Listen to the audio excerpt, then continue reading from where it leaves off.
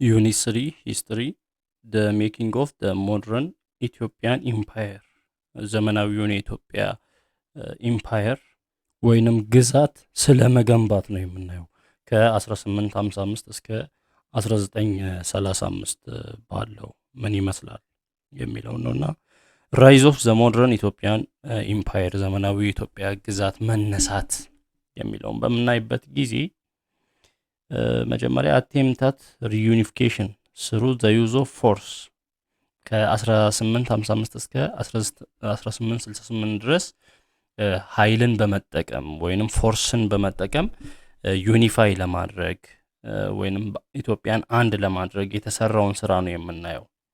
ኢምፔሪያል ፓወር had an old history in Ethiopia despite occasions of considerable resistance and challenge to central authority. በኢትዮጵያ የጥንት ታሪክን በምናይበት ጊዜ የንጉሰ ነገስት አገዛዝ የተለመደ ነበርና ብዙ አይነት ሬዚስታንስ፣ ብዙ አይነት ተቃውሞ፣ ብዙ አይነት ቻሌንጆች ቢኖሩበትም የንጉሳዊ አገዛዝ የተለመደ ነው በኢትዮጵያና a good example is the period known as the ዘመነ መሳፍንት ከ1769 እስከ 1855 ያለው ዘመነ መሳፍንት የሚባለው ጊዜ ነበር እና which you have learned in ዩኒት 9 of the grade 11 history textbook 11ኛ ክፍል ላይ ዩኒት 9 ላይ ስለ ዘመነ መሳፍንት ተምራችኋል። during this period the kings of the Gondarian kingdom virtually lost their supreme power and authority. በዚህ ጊዜ በዘመነ መሳፍንት ጊዜ የጎንደር ግዛት ወይንም የጎንደር ኪንግደም የንጉሳዊ አገዛዝ ስርዓት ንጉሶቹ ምን ያጡበት ነው?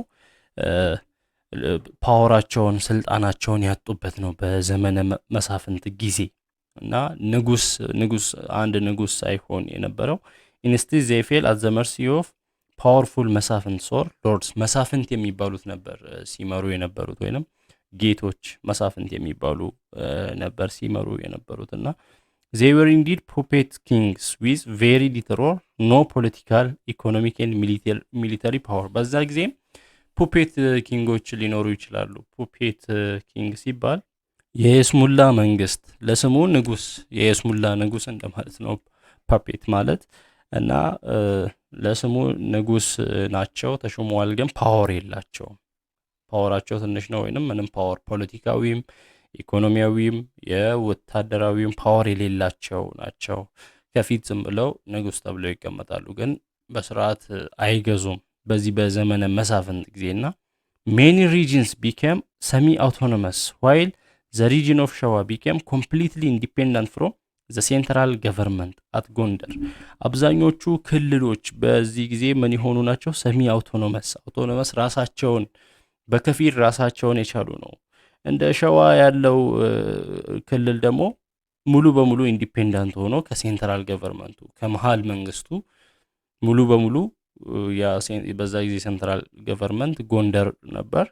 ሙሉ በሙሉ ከጎንደር አገዛዝ ወይንም ከሴንትራል ገቨርንመንቱ ራሱን ነፃ ያወጣ ነበርና አብዛኞቹ ክልሎች እንደዚህ ኢንዲፔንደንት የሆኑ ሰሚ አውቶኖመስ ሆነው ራሳቸውን እየቻሉ የነበረበት ጊዜ ነበር። A parallel development to this decline of imperial power was the simultaneous strength of regional powers. ስለዚህ ይሄ የኢምፔሪያል አገዛዝ ወይንም የንጉሳዊ አገዛዝ እየወደቀ ወይንም እድገቱ እየቀነሰ ሲል በዛው ፓራሌል በሱ ትይዩ ደግሞ የክልል አገዛዝ ወይንም የክልል ፓወሮች የራሳቸውን አገዛዝ እያሳደጉ የሄዱበት ጊዜ ነበር። በራሳቸው አውቶኖመስ ሆነው ራሳቸውን ችለው እያስተዳደሩ የነበሩበት ጠንካራ የሆኑበት ጊዜ ነበር። ስለዚህ the shift in the balance of power in favor of regional lords created a fertile ground for political fragmentation, civil wars and subsequent social, economic and political disorders. ስለዚህ የክልሎቹ የራሳቸውን ነገር ሲያሳድጉ ወይንም ራሳቸውን ሲችሉ ባላንስ ወዴት ሄደ ማለት ነው? ከሴንትራል ገቨርንመንት ይልቅ ክልሎቹ ራሳቸውን እየቻሉ ሄዱ። ይሄ ደግሞ የፖለቲካው እንዲዳከም አደረገ። የሀገሪቷ ወደ እርስ በርስ ጦርነት እንዲያመራ ያደረገ ነው። ማህበራዊ፣ ኢኮኖሚያዊ፣ ፖለቲካ ዲስኦርደር ውስጥ የተገባበት ጊዜ ነበርና this period of national crisis came to an end with the rise of ካሳ ኃይሉ who was crowned ቴዎድሮስ II in 1855 እና ይሄ በሀገር ደረጃ ቀውስ ውስጥ የተገባ ይሄ ቀውስ ወደ መቆም የመጣው ካሳ ኃይሉ ሲነሳ ነበር። ካሳ ኃይሉ ራሱ ቴዎድሮስ ዘሰከንድ ብሎ ነው የመጣው ስሙን በ1855 ቴዎድሮስ ዘሰከንድ ሲነሳ ነው ይሄ መከፋፈሉ ወደ ማብቃት የመጣው። The early career of ካሳ ኃይሉ was free of ups and downs, some of which left remarkable influence in his future imperial policies and reforms. ካሳ ኃይሉ በሚጀምርበት ጊዜ ስራውን በሚጀምርበት ጊዜ ቀላል አልነበረም። ብዙ ውጣ ውረዶች የነበሩበት ነው። አንዳንዶቹ የወደፊቱ አገዛዝ ላይ የወደፊቱ ፖሊሲው ላይ እንኳን ተጽዕኖ ያሳደሩ ተግባራት ነበሩና he was born to a family with no claim at all of descent the royal house እና ቤተሰቦቹ የዘር ሀረጉ በሚታይበት ጊዜ ምንም የንጉስ ዘር በቤታቸው የሌለ ነው። ሮያል ሃውስ አይደለም። ያው እንደምናውቀው በድሮ ጊዜ አገዛዝ በዘር ነው። አባት ከሞተ ልጅ ነው የሚወርሰው ንግስናውንና እንደዛ አልነበረም የካሳ ኃይሉ አመጣጥ።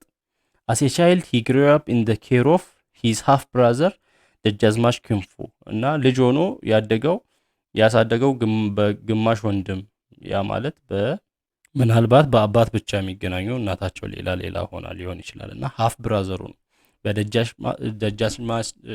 ደጃዝማች ክንፉ ነው ያሳደገው ከሱ ጋር ነው እሱ ነው ያሳደገውና early in his life he got church education and military training እና በልጅነቱ የቸርች ትምህርትን ተምሯል። የቤተ ክርስቲያን ትምህርት እንዲሁም የወታደራዊ ስልጠና ወስዷል። as a young man he was denied governorship over his family the district of ቋራ ባደገበት በቋራ ላይ ገቨርንሺፑን ወይንም አገዛዙን የነበረውን ስርዓት ይቃወም ነበር። following the days of ክንፉ ካሳ became a bandit on 2 occasions in the same region where he later fought against Egyptian troops እና በኋላ ክንፉ ከሞተ አሳዳጊው ክንፉ ከሞተ በኋላ ሽፍታ ሆነ።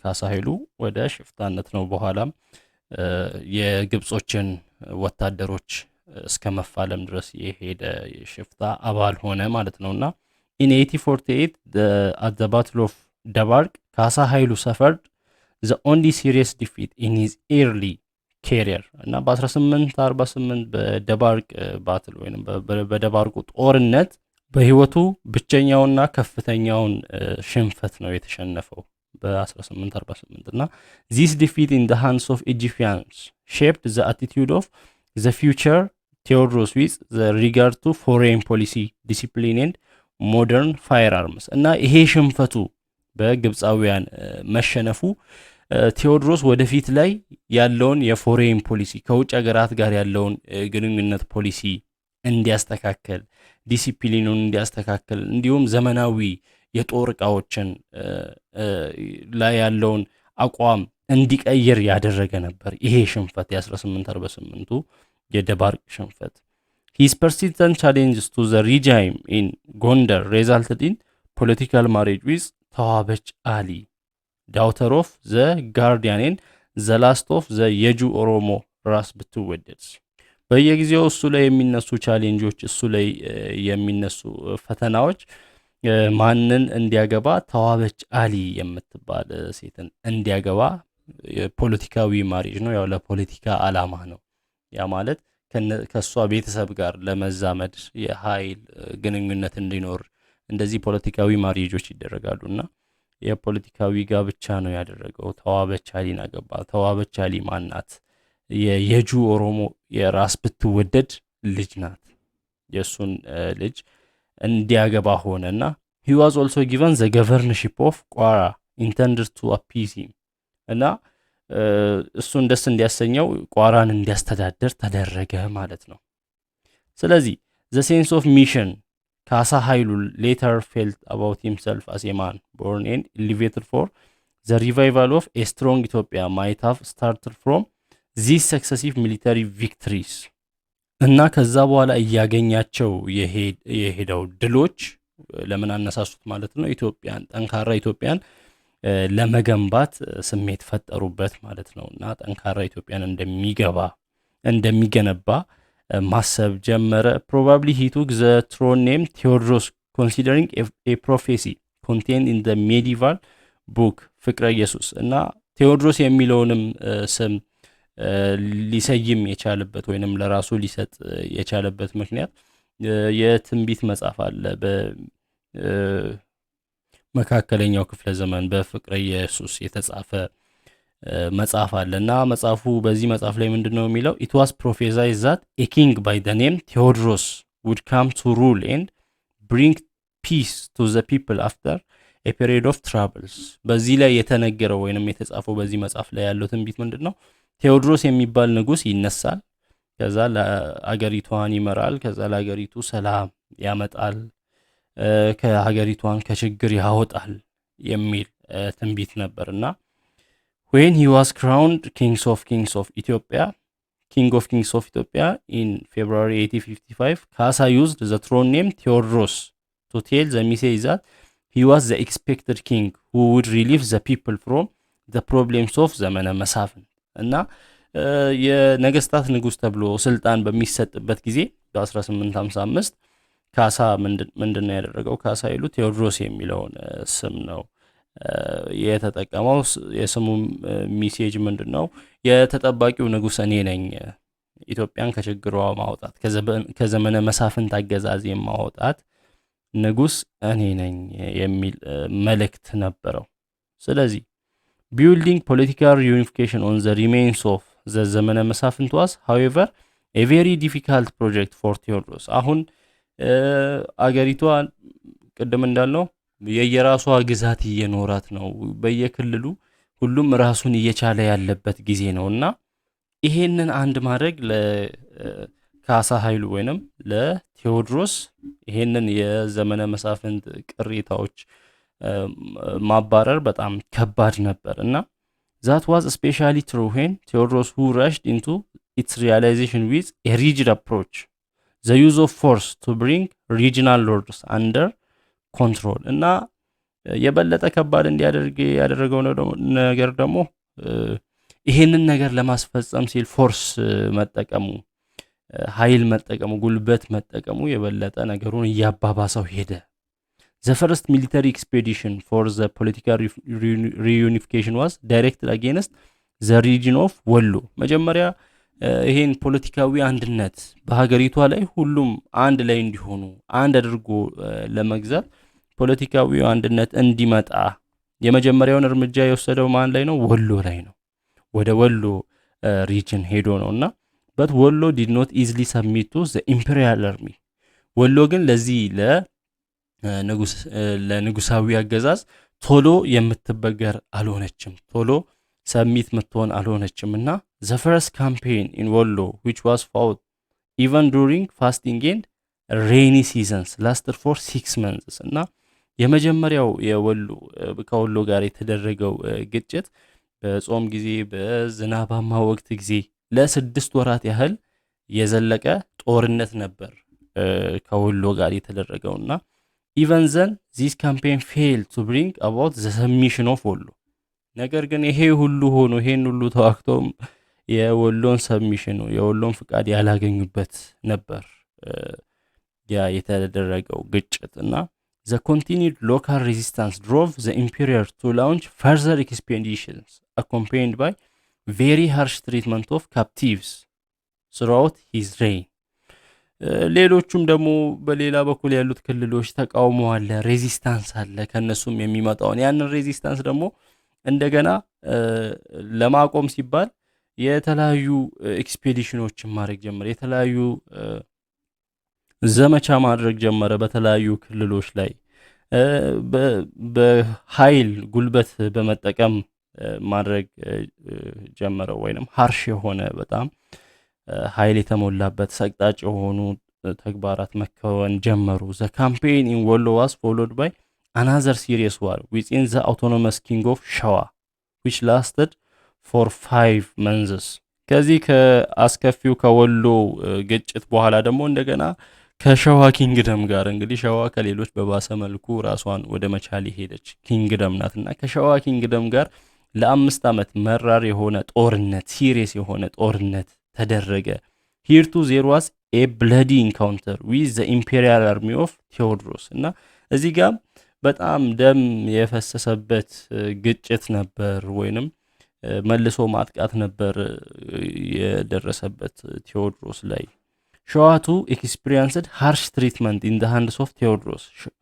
ሸዋም ያው በጣም አስከፊ ነገር ደረሰባት። ሸዋም የቴዎድሮስ ሚሊተሪዎች ላይ ወይንም አርሚ ላይ አስከፊ ነገር አደረሰች። ኢን ኖቨምበር 1855 ቴዎድሮስ ሪተርንድ ቱ መቅደላ ዊዝ ዘ ቢሊፍ ዛት ሂ ሃድ ሴትልድ ማተርስ ኢን ሸዋ። በ1855 በኖቨምበር ላይ ቴዎድሮስ ወደ መቅደላ ተመለሰ ማለት ነው። ከሸዋ ጋር ያለውን ነገር ያረጋጋ የጨረሰ መስሎት። however local rivals rebelled against a hand-picked appointee of ቴዎድሮስ እና ኃይለ ሚካኤል ኤንድ ፍሮም 1865 እና ሎካል የሆኑ አመጾች መቀስቀስ ጀመሩ ማለት ነው። ኃይለ ሚካኤልን በሸዋ ላይ ሾሞ ነው የሄደውና ቴዎድሮስ እና እሱ ላይ እንደገና ተቃውሞዎች መነሳት ጀመሩ እና ኦንዋርድስ ሸዋ regained its independence with king ሚኒሊክ who had escaped from መግደላ in that year። እንደገና ከመግደላ ያመለጠ ደግሞ ንጉስ ሚኒሊክ አለ። በንጉስ ሚኒሊክ አማካኝነት ሸዋ ድጋሚ ነጻነቷን ወይንም ኢንዲፔንዳንሷን ሪጌን አደረገች ወይንም እንደገና ነጻ ሆነች፣ ከሴንትራል ገቨርንመንቱ ነጻ ወጣች። the emperor went on subduing one region after another through protracted and punitive military expeditions እና ይሄን እያደረገ የሚሊተሪ ዘመቻ እያደረገ የወታደር ዘመቻ እያደረገ የተለያዩ ክልሎችን መቅጣት ጀመረ። በኃይል አንድ ለማድረግ ሞከረ። for some regions he recognized loyal members of regional dynasties to administer their respective regions። አንዳንድ አካባቢዎች ላይ ደግሞ በሰላም ታማኝ የሆኑ የራሱን ሰዎች ያስቀምጣል እዛ ጋር እንዲያስተዳድሩ እዛው ክልሉ ላይ ሆኖ። in other regions such as ጎጃም he appointed his own men from high ranking civil and military officials። አንዳንድ ክልሎች ደግሞ እንደ ጎጃም ባሉት ላይ የራሱን ሰዎች ያስቀምጣል። አንዳንዶቹ ላይ እዛው ያሉ የክልሎቹን መሪዎች ይሾማቸውና ያስቀምጣል። አንዳንዶቹ ላይ ደግሞ ከራሱ የሆኑ ሰዎችን ያስቀምጣል። ሚሊተሪ ኦፊሻል የሆኑትን የወታደር አዛዥ የሆኑትን አይነት ሰዎች ያስቀምጣል እና nevertheless recognition of local dynasties does not mean continuity with the old practices in the old way። ነገር ግን አሁንም ሎካል የሆኑ ስርወ መንግስቶች አሉ ማለት እንደ ድሮ እንደ ዘመነ መሳፍንት ይቀጥላል ማለት አይደለም። ዘመነ መሳፍንት ላይ ሎካል ሆነው ራሳቸውን በራሳቸው እያስተዳደሩ ነበር። ነገር ግን የቴዎድሮስ ፍላጎት ይህ አይደለም። አሁንም ሎካል ዳይናስቲዎች ላይ እዛ ጋር ታማኝ የሆኑ ሰዎችን ቢያስቀምጥም ግን ሰሚሽናቸው ለማን ነው? ሰሚት የሚያደርጉት ለሴንትራል ገቨርንመንቱ እሱ ለሚያቋቁመው ይሆናል ማለት ነውና local hereditary chiefs during the time of Tewodros were only those who obtained his approval and thus they were subordinate to him። ስለዚህ ሎካል ላይ ያሉ ስርወ መንግስቶች ወይንም ሎካል ሪጅን ላይ ያሉ አገዛዞች እዛ የሚሾማቸው ሰዎች ምንድናቸው? ለሱ ተገዢ የሚሆኑ ሰዎችን ነው ወይንም ለሱ ሰቦርዲኔት የሚሆኑ ናቸው። ስለዚህ the initial military victories of Tewodros did not result in political stability and effective central control። ነገር ግን መጀመሪያ ላይ ያገኘው በተለያዩ ክልሎች ላይ ያገኘው ድል ፖለቲካል ስቴቢሊቲን አላመጣም፣ መረጋጋትን ሊያመጣ አልቻለም እና ሴንትራል ገቨርንመንት እንዲሆን አላስቻለም፣ ኢፌክቲቭ አይደለምና the legacies of the ዘመነ መሳፍንት did not die out soon and the attempt at centralization proved to be a difficult task to achieve። ስለዚህ የዘመነ መሳፍንቱ አገዛዝ ሌጋሲው እስካሁን አልሞተም። አሁንም የዘመነ መሳፍንቱ አስተሳሰብ አለ። ስለዚህ ሴንትራላይዜሽን ከባድ ነገር እንደሆነ ሴንትራል መንግስት አቋቁሞ በዛ በዙሪያ ያሉት ሌሎቹ ክልሎች ሁሉም ለሴንትራል መንግስት እንዲገዛ ማድረግ ከባድ ነገር እንደሆነ መረዳት ተጀመረ ማለት ነው። ሎካል ዳይኔስቲስ ዲድ ኖት ዋንት ቱ ሉዝ ዜር ትራዲሽናል ኢኮኖሚክ ሚሊተሪ ኤንድ ፖለቲካል አውቶኖሚ። እዚህ ጋር ያሉት ሎካል ዳይነስቲዎች የተለያዩ መንግስቶች አገዛዞች ነበሩ እና እነሱ ያላቸውን ኃይል ለማጣት ያላቸውን ባህል ለማጣት ያላቸውን የፖለቲካ ነጻነት ለማጣት አልፈለጉም። ለዛ አንድ መሆን አልፈለጉም። ኖር ዲድ ዘ ሃንድ ፒክድ ሮያል አፖይንቲስ ኦፍ ቴዎድሮስ ቶለሬት ቱ ማች ኢምፔሪያል ኮንትሮል ኦቨር ዘም። ወይንም ደግሞ ቴዎድሮስ ሄዶ የመረጣቸው መርጦ በየአገዛዙ መርጦ ንጉስ አድርጎ የመጣው ሰዎች ደግሞ እነሱም ጉልበት ወይንም ኃይል ሊያገኙ አቅም ሊያገኙ አልቻለም እና እነሱም ይሄ መንግስት የንጉሳዊ መንግስት በጣም እንዲቆጣጠራቸውም አልፈለጉም። ስለዚህ አስ ሪዛልት ዘ ኢምፔሪየርስ ፖሊሲ ኦፍ ሪዩኒፊኬሽን ሜት ስቲፍ ሬዚስታንስ ስሮት ሂዝ ኢምፓየር። ስለዚህ ይሄ የኢምፔሪየር የንጉሳዊ ፖሊሲ ወይንም አንድ የማድረግ ፖሊሲ ቀላል ሊሆን አልቻለም። በጣም ስቲፍ የሆነ ሬዚስታንስ ተቃውሞ እያጋጠመው ነበር። ኢቨን ሂዝ ፎርመር አላይስ ተርንድ ዜር ባክስ አጌንስት ሂም ኤንድ ሬበልድ ዋን አፍተር ዘ አዘር። እንደውም ድሮ ላይ አንድ ከሱ ጋር ይሰሩ የነበሩ ወይንም የእሱ ደጋፊዎች የነበሩ ሁላ ጀርባቸውን አዙረውበት ቴዎድሮስ ላይ ጀርባቸውን ያዞሩበት ነገር እንደሆነ አዙረው እያመጹበት እንደሆነ ሁላ ማየት እንችላለን። እና ዚስ ሜድ ዘ ኢምፔሪየር ኤንድ ሂዝ አርሚ ኤክስትሪምሊ ቢዚ ትራቨሊንግ ፍሮም ዋን ትራቭል ስፖት ቱ ዘ አዘር። ይሄ ነገር ደግሞ ምን አደረገ? ይሄ የኢምፔሪየሩን አርሚ ወይንም ወታደሮች ቢዚ አደረጋቸው። አንዱ አካባቢ ችግር ሲነሳ ወደዛ ይሄዳል፣ ሌላ ቦታ ሲነሳ ወደዛ ይሄዳል እና በጣም ቢዚ አደረገውና he treated rebellious regions very harshly, punishing most commonly with cutting off captive limbs, burning houses and harvests to the ashes and looting the local people. the more እና እንደዚህ በሚቃወሙ አንድ መሆን በማይፈልጉ ክልሎች ላይ ደግሞ ሪጅኖች ላይ በጣም ሃርሽ የሆነ እርምጃ መውሰድ ጀመረ። እጅ መቁረጥ፣ ቤታቸውን እስከ ማቃጠል ድረስ እንዲሁም ቤታቸውን እስከ መዝረፍ ድረስ በጣም ሃርቨስታቸውን የሰበሰቡትን እህል ወደ ማቃጠል እና በጣም አስከፊ የሆኑ እርምጃዎችን መውሰድ ጀመረ እና ዘሞር ሃርሽ ቴዎድሮስ ቢኬም ዘሞር መልቲፕላይድ ዌር ዘ ሬብሊየንስ ኤንድ ሂዝ አንፖፑላሪቲ። የበለጠ ጥቃት ባደረሰ ቁጥር አንድ ለማድረግ የበለጠ ኃይል በተጠቀመ ቁጥር የበለጠ አመጽ እየተቀሰቀሰ ነው የሄደው እና ቅጣቱ አመጹን አልቀነሰውም። የበለጠ አመጽ እንዲቀሰቀስ አደረገ። የበለጠ ተወዳጅነቱን እንዲያጣ ሆነ የአፄ ቴዎድሮስ እና ዚስ ኢንተርን ፕሮቮክድ ሞር ትራይኒካል ሜዥርስ ባይ ዘ ኢምፔረር። ይሄ ደግሞ የበለጠ ትራይኒካል የሆኑ ሜዥሮችን ታይራኒካል አምባገነናዊ የሆኑ እርምጃዎችን እንዲወስድ አስገደደው ንጉሱ። ዚስ ቪሺየስ ሰርክል ዋስ ክሬትድ። ዘስ ቪሺየስ ሰርክል ተፈጠረ ማለት ነው። ራሱን የሚደግም ሰርክል ምን ያደርጋል? አንድ መሆን የማይፈልጉ ክልሎችን ሄዶ ከባድ ቅጣት ይቀጣቸዋል። ከባድ ቅጣት ሲቀጡ ደግሞ እነሱ አመጽ ያስነሳሉ። አመጽ ሲያስነሱ ተመልሶ ሄዶ ይቀጣቸዋል። ሲቀጣቸው አመጽ ያስነሳሉ። ቪሺየስ ሳይክል ተፈጠረ። ራሱን የሚደግም ሳይክል ተፈጠረ ማለት ነው። ስለዚህ the cumulative effect of which was a complete failure of his policy of unification።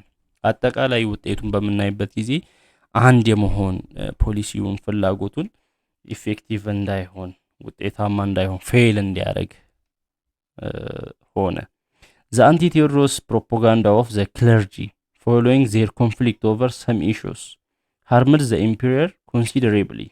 እንዲሁም ከካህናት በኩል የገጠመው አንቲ ቴዎድሮስ ፕሮፓጋንዳ የተነሳው ይሄ ፕሮፓጋንዳ በተወሰኑ ጉዳዮች ላይ ችግር ውስጥ ገብተው ነበር፣ ኢሹ ነበራቸውና ይሄም የኢምፔሪየሩን ብዙ የጎዳው ነበር። ኢምፔሪየር ቴዎድሮስ አክቹዋሊ ብሮክ ዘ ትራዲሽን ኦፍ ኤግዘምፕሽን ኦፍ ቸርች ላንድ ፍሮም ታክስ።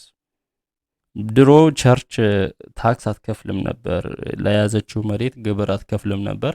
ያንን ህግ እንዲቆም ያደረገ ቸርች ለያዘችው መሬት ካሳ እንድትከፍል ማለት ታክስ ግብር እንድትከፍል የሚል ህግ አወጣ።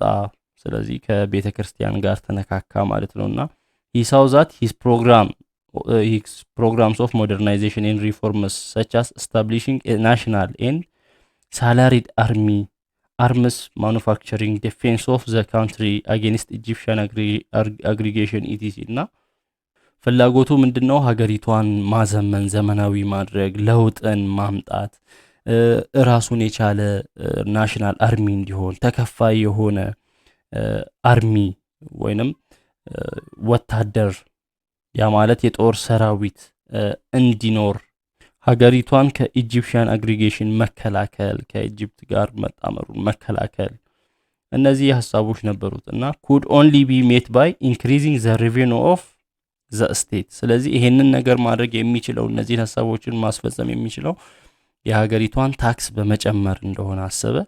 to this end he reduced the number of priests and diacons in each church እና በዚህ በኩል ደግሞ የቄሶችን የዲያቆኖችን ቁጥር በቸርች ላይ መቀነስ ጀመረ እና a maximum of 2 or 3 respectively 2 ወይንም 3 በአንድ ቸርች ላይ ዲያቆን ወይንም ቄስ እንዲኖር ህግ አወጣ። he also reduced the size of church land that used to be exempted from tax by taking away church land that he believed was in excess and giving it to tribute paying peasants።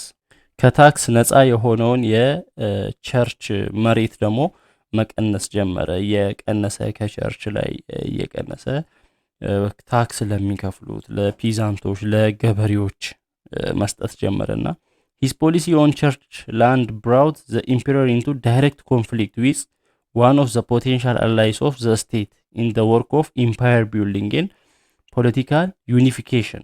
ከቸርች ጋር ያለው ጥል ደግሞ ወደ በለጠ ኮንፍሊክት ግጭት ውስጥ ከተተው። በዚህ በኢምፓየር ቢልዲንጉ ላይ ቁልፍ ከሆነ አላይ ጋር ወይንም ቁልፍ ከሆነ ግብረ አበሩ ጋር ችግር ውስጥ እንደከተተው እናያለንና ቸርች ስቴት ኮንፍሊክት reached its peak in 1864 በጣም ጫፍ የወጣው የቸርችና የስቴቱ የሀገሪቷና የቤተ ክርስቲያን ግጭት በ1864 ላይ በጣም ጫፍ ነክቶ ነበርና in that year the emperor imprisoned the bishop Abuna Salama who died in prison 3 years later። በዛ ዓመት ቢሾፕ አቡነ ሰላማን የሚባል ሰው አሰረው ንጉሱ። ከዛ ያ ሰው እስር ቤት ላይ ከ3 ዓመት በኋላ ሞተ ማለት ነውና ቴዎድሮስ was very eager to build a strong modern national army። የቴዎድሮስ ፍላጎት ምንድነው? ስትሮንግ የሆነ ጠንካራ የሆነ ናሽናል አርሚን ለመገንባት ወይንም ሀገር የሚጠብቅ የጦር ሰራዊትን ዘመናዊ የሆነ የጦር ሰራዊት ለመገንባት በጣም ፍላጎት ነበረው። above all he wanted to import the technical know-how for manufacturing firearms locally እና የጦር መሳሪያዎችን በሀገር ውስጥ ለማምረት ያንን ዕውቀት ለማግኘት በጣም ፍላጎት ነበረው።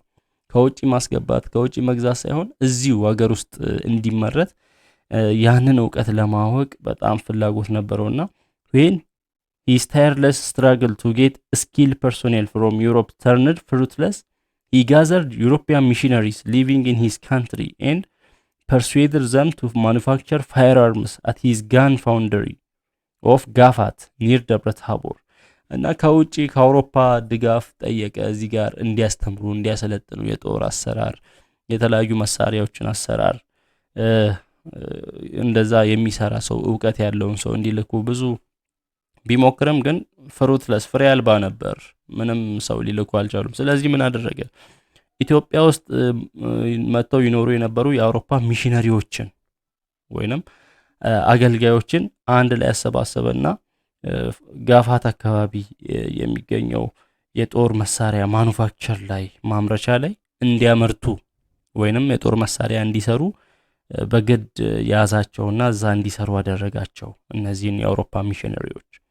obeying the king's orders the missionaries repaired broken firearms and manufactured several cannons including mortar named Sebastopol። የንጉሱን ጥሪ በመቀበል እነዚህ የአውሮፓውያን ሚሽነሪዎች የተሰባበሩ የተለያዩ የጦር መሳሪያዎችን መገጣጠም እንዲሁም ማኑፋክቸር ማድረግ የተለያዩ መድፎችን እንደ ሴባስቶፖል የሚባሉትን ማምረት ጀመሩ ማለት ነው። እና the captivity of Europeans however provoked anxiety in Europe mainly in Britain and France እነዚህ አውሮፓውያን ኢትዮጵያ ውስጥ የሚኖሩት አውሮፓውያን እንደዚህ በግድ መማረክ ደግሞ ካፕቲቪቲ እዛ ያሉት ዩሮፕ ላይ አንዛይቲ ፈጠረ ወይንም ጭንቀት ፈጠረ ማለት ነው። በተለይ ብሪቴን እና ፍራንስ ላይ እና ቴዎድሮስ was advised to release the Ethiopian captives and was promised to get the skilled personnel asked for እና ቴዎድሮስን እነዚህን ሰዎች እንዲለቅ ነገሩት አውሮፓውያን እና እሱም ኦኬ እነሱን ምርኮኞችን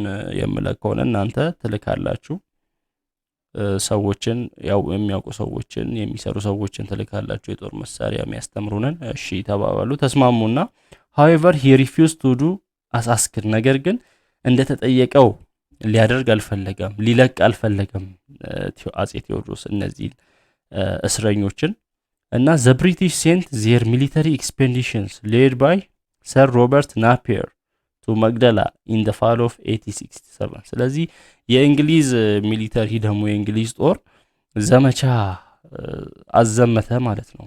በሮበርት ናፒየር የሚመራ የጦር ቡድን ወደ ኢትዮጵያ እንዲዘምት ወደ መቅደላ በ1867 እነዚህን ምርኮኞች ለማስለቀቅ the first and the last major encounter between the two forces took place on the plains of Iroge in April 1868 የመጀመሪያውም የመጨረሻውም የሚሆነው ጦርነት በዛ ጊዜ በኢሮጌ በ1868 ነበር የተካሄደውና the battle of Iroge was fought between unequals ይሄ ጦርነት ምንም በተመጣጣኝ ኃይሎች አይደለም ወይንም በተመጣጣኝ ኃይል ባላቸው ግሩፖች አልነበረም ጦርነቱ የተካሄደው ለምን about 2000 well armed British troops እንግዲህ የብሪቲሽ ወታደሮች በጣም የሰለጠኑ ናቸው ወደ 2000 ናቸው ዘመናዊ የጦር መሳሪያ ያላቸው በተቃራኒው ደግሞ የኢትዮጵያ 7000 ill armed Ethiopians ከ4000 እስከ 7000 የሚጠጉ ምንም የጦር መሳሪያ የሌላቸው ኢትዮጵያውያን ጋር ነው የተደረገው ጦርነቱና ended in the shattering defeat of Ethiopians ያው በጣም ኢትዮጵያውያን ተሸንፈው ነው ጦርነቱ የተጠናቀቀው እና the event hastened the downfall of Tewodros which had already been weakened by internal factors ይሄ ደግሞ የቴዎድሮስን መውደቅ ያረጋገጠ ኢቨንት ነበር ምክንያቱም ኦሬዲ በውስጣዊ ጉዳዮች የተዳከመ አገዛዝ ነው የነበረው እና mainly the opposition of the regional lords and the clergy በዋናነት የሪጂናል ሮድ የክልል ነገስታት ነው የተቃወሙት ከዛ በኋላ ከቤተ ክርስቲያን ጋር ከክለርጂ ከቤተ ክህነት ጋር ያለው ግንኙነት ጥልም ደግሞ በጣም ኃይሉ የተዳከመ እንዲሆን ያደረገው ነበር እና በዚህ በብሪቲሽ ትሩፖች መጨረሻው ሆነ ማለት ነው refusing to accept a British demand for unconditional surrender Tewodros committed suicide on 13 April 1869 እና ለብሪቲሽ ወይንም ለእንግሊዝ ወታደሮች እጅ ስጥ የተባለውን እጄን አልሰጥም በማለት ራሱን አጠፋ ማለት ነው በ13 ኤፕሪል በ1868 The British were satisfied with the success of their mission እና ብሪቲሾች በሚሽናቸው መሳካት ረኩ ወይንም ደስ አላቸው with all European captives of Tewodros released እነዚህ ምርኮኞች የአውሮፓ ምርኮኞች ተለቀቁ began to withdraw the country without delay ብዙም ሳይቆዩ ሀገሪቱን ለቀው ወጡ ማለት ነው እነዚህ ምርኮኞች far worse than the destruction and the blood shed the British expedition caused was the organized looting of the Magdala treasury that forced the country to lose quantities of historical relics including the imperial's crown ከዚህ ከደም መፋሰሱ ይሄ የጦርነቱ ውጤት ከዚህ ከደም መፋሰሱ በከፋ ከንጉሱ መሞት በከፋ የመግደላ ላይ ያሉትን ትሬዠር የተለያዩ ሀብቶች፣ የተለያዩ ቅርሶች ተቀምጠው ያው ሴንተር መቅደላ ነበረች እዛ ጋር ያለውን ሴንተር ላይ ያለውን የሀገሪቷን ቅርሶች እንዳለ በዝብዘው የሄዱበት ነው እነዚህ የብሪቲሽ ጦሮች ወይንም ወታደሮችና የንጉሱን ዘውድ ጨምሮ ማለት ነው። ቢፎር ሊቪንግ ኢትዮጵያ ጀነራል ሮበርት ናፒየር the commander of the British expedition handed over a large quantity of firearms to ካሳ ሚርጫ later ዮሐንስ ዘፎርስ ሮበርት ናፒየር ወደዚህ ሊቭ ከማድረጉ በፊት ኢትዮጵያን ለቆ ከመውጣቱ በፊት ያመጣውን ብዙ ጦሮች ለካሳ ምርጫ ወይንም በኋላ ዮሐንስ ዘፎርስ ለሚባለው ሰጥቶ ብዙ መጠን ያሉትን መሳሪያዎች ሰጥቶ ነበር ሄደው። ለምንድን ነው ይሄን ያደረገው? he did that because ካሳ ምርጫ had not opposed Napier's march against ቴዎድሮስ። ለምንድን ነው ካሳ ምርጫ ወይንም ዮሐንስ ዘፎርስ አጼ ቴዎድሮስን መጥተው እነዚህ ሮበርት ናፒየር የብሪቲሽ ወታደሮች መጥተው አጼ ቴዎድሮስን ለማጥቃት ሲመጡ አልተከላከለም ነበር እና አላደናቀፋቸውም ነበርና በኋላ ሲወጣ ብዙ ጦሮችን ብዙ የጦር መሳሪያዎችን ለካሳ ምርጫ ሰጥቶ እንደሄደ እናያለን። moreover ካሳ gave guidance and material support to the British troops። የበለጠ ደግሞ ካሳ ጋይድ እያደረገ አጼ ቴዎድሮስ ያለበት እና ደካማ ጎኑን ጋይድ እያደረገ ነበር ለብሪቲሽ ትሩፕሶች ሲነግር የነበረው ሲያግዛቸው ነበር። አጼ ቴዎድሮስ እንዲወርቅ ይፈልጋል እሱ መንገስ ስለሚፈልግ ካሳ ሚርጫና this acquisition of firearms was major factors in ካሳ ሚርጫ's later victory over imperial ተክለ ጊዮርጊስ at the battle of Assam in 1871 እና ከዚህ ከብሪቲሽ ወታደሮች የተደረገለት እገዛ ለካሳ ምርጫ የተደረገለት እገዛ በኋላ ላይ ድል እንዲቀዳጅ ያደርገዋል ኢምፔረር ተክለ ጊዮርጊስ ላይ ወይንም ንጉስ ተክለ ጊዮርጊስ ላይ በአሳም ባትል በ1871 በተደረገ ጦርነት ከኢምፔረር ተክለ ጊዮርጊስ ጋር ተዋግቶ ነበር ካሳ ምርጫ እዛ ጋር እንዲያሸንፍ አድርጎታል። እዚህ ጋር የተበረከተለት ብዙ የጦር መሳሪያ ቴዎድሮስ attempt of reforms many of which did not last longer። ያው ቴዎድሮስ ያሰበው ሐሳብ ተሐድሶ ብዙም የቆየ አልነበረም። he tried to stop divisions with the church, the slave trade, banditry and the looting of peasants by troops። በቸርች ላይ ያለው መከፋፈል ሊያስቆም ሞክሯል። የባሪያ ንግድን ሊያስቆም ሞክሯል። ሽፍታነትን ሊያስቆም እንዲሁም ገበሬዎች በወታደሮች የሚደርስባቸውን ጥቃት ለማስቆም ሞክሮ ነበር። he also tried to stop polygamy and other social evils። ፖሊጋሚን ለማስቆም ሞክሯል። ያ ማለት ከአንድ በላይ ሚስት ማግባት ማለት ነው ፖሊጋሚን። እንዲሁም እንደዚህ ማህበራዊ መጥፎ ነገሮችን ለማስቆም ጥረት አድርጎ ነበር አጼ ቴዎድሮስ እና he wanted to see his countrymen learn from the technical advance made by West European countries as could be evidenced by his small workshop at ጋፋት እና ጋፋት ላይ ወርክሾፕ አለው። ቀደም አምጥቷቸው እዛ ሲያሰራቸው የነበረው ጋፋት ላይ ነው የጦር መሳሪያ ሲሰሩ የነበሩትና የሀገሩ ሰዎች የሀገሩ ልጆች እንዲያውቁ ዘመናዊውን ዕውቀት እንዲያውቁ ቴክኒካሊ እንዲያድጉ ፍላጎት ነበረው። በአውሮፓውያን የሚመረቱ ነገሮችን አውሮፓ ላይ ያሉ ዘመናዊ ነገሮችን በሀገሩ ላይ አውቀው እንዲያድጉ ፍላጎት ነበረው። above all he worked hard to build a united and very well administered nation capable of resisting foreign aggregation እና ከምንም በላይ ደግሞ አንድ የሆነች ሀገርን ለመገንባት ፍላጎት ነበረው። በተለያዩ ጦረኞች ወይንም በተለያዩ ሀገራት ጦር የማትሸነፍ የማትበገር ሀገርን ለመገንባት ነበር ፍላጎቱ ያጼ ቴዎድሮስ። ቴዎድሮስ neither used flexible method nor he tried alternative means። ነገር ግን አካሄዱ ትክክል አልነበረም። ፍሌክሲብል ሜተድ አልተጠቀመም ወይንም ደግሞ አማራጭ መንገዶችን አልተጠቀመም። ሲያረግ የነበረው አንድ ለመሆን የማይፈልገውን ሁሉ በቅጣት በእርምጃ በኃይል ነበር ሲያስብ የነበረው። his promise to peasants to put an end their sufferings never realized as not only the rebels but also Tewodros troops continued looting them እና የገበሬዎችን ስቃይ አቆማለሁ ብሎ የገባው ቃል ሊያቆም አልቻለም። እንደውም የቴዎድሮስ ወታደሮች ራሱ ገበሬዎችን ይዘርፉ ነበር እና as the result people gave up their support to him በዚህ ምክንያት ሰዎቹ ወይንም ህዝቡ ድጋፋቸውን አቆሙ ማለት ነው አጼ ቴዎድሮስን መደገፍና even the already controlled regions came out of his hand one after the other እንደውም የተቆጣጠራቸው ሙሉ በሙሉ የተቆጣጠራቸው አንድ ያደረጋቸው ክልሎች እንኳን አንዱ ከአንዱ ያየ ራሳቸውን ነፃ ማውጣት ጀመሩ ከእጁ ወጡ finally Tewodros left Ethiopia as divided as he got it በመጨረሻም አጼ ቴዎድሮስ ሲሞት ኢትዮጵያ ተከፋፍላ እንደነበረችው ሲሞትም ተከፋፍላ ሞተው ማለት ነውና however the idea of unification survived him ነገር ግን የዩኒፊኬሽኑ ሐሳብ የዩኒፊኬሽኑ አይዲያ አሁንም ሰርቫይቭ አድርጎ የቀጠለ ነበርና despite the instability and struggle for power that followed his days there was no return to the ዘመነ መሳፍንት ምንም እንኳን ያለ መረጋጋት ቢፈጠርም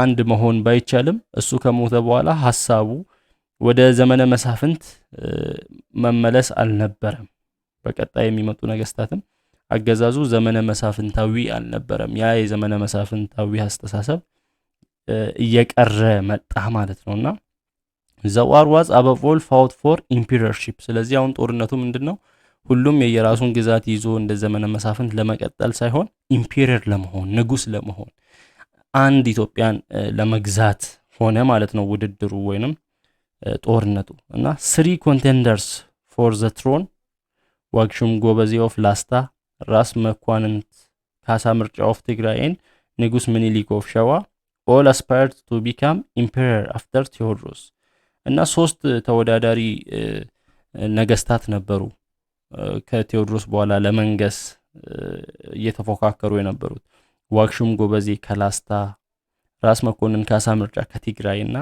ንጉስ ምኒልክ ከሸዋ እና